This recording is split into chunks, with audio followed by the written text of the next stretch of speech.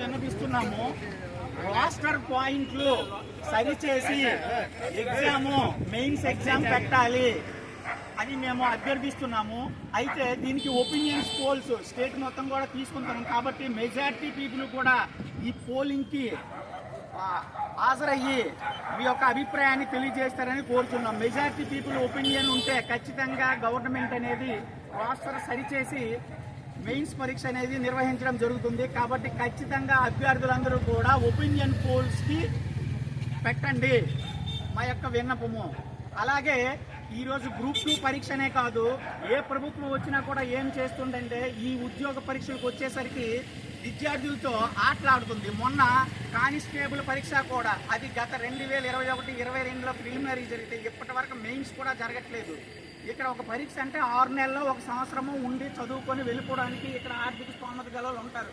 ఇలా 5 ఏళ్ళు 6 ఏళ్ళు 10 ఏళ్ళు ఇక్కడ చదువుకొని ఉండడానికి అభ్యర్థులందరికీ చాలా కష్టమవుతుంది.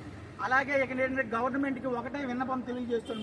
ముందు జరగబోయే పరీక్షలు తర్వాత వచ్చే పరీక్షలు కూడా ఎటువంటి ఆటంకాలు రాస్టర్ పాయింట్లు ఇబ్బంది కాకుండా సక్రమంగా నిర్వహించి ఈ నిరుద్యోగులకి ఉపయోగపడతారని మేము అభ్యర్థిస్తున్నాము. కాబట్టి ముందు ఇంకా నోటిఫికేషన్కి ఒక అవరోధం వచ్చింది, ఎస్సీ వర్గీకరణ అని.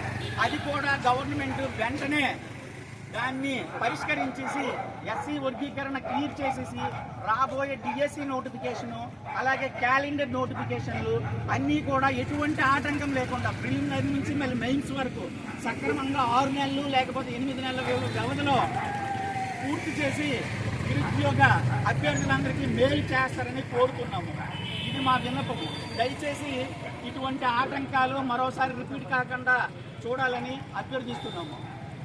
ఓకే, ఏపీపీఎస్సీ చైర్మన్ మేడం గారికి మా నిరుద్యోగుల నుంచి ఒక విన్నపం. మేడం గారు, ప్రాసెస్ సవరించి ఎగ్జామ్ పెట్టాలి.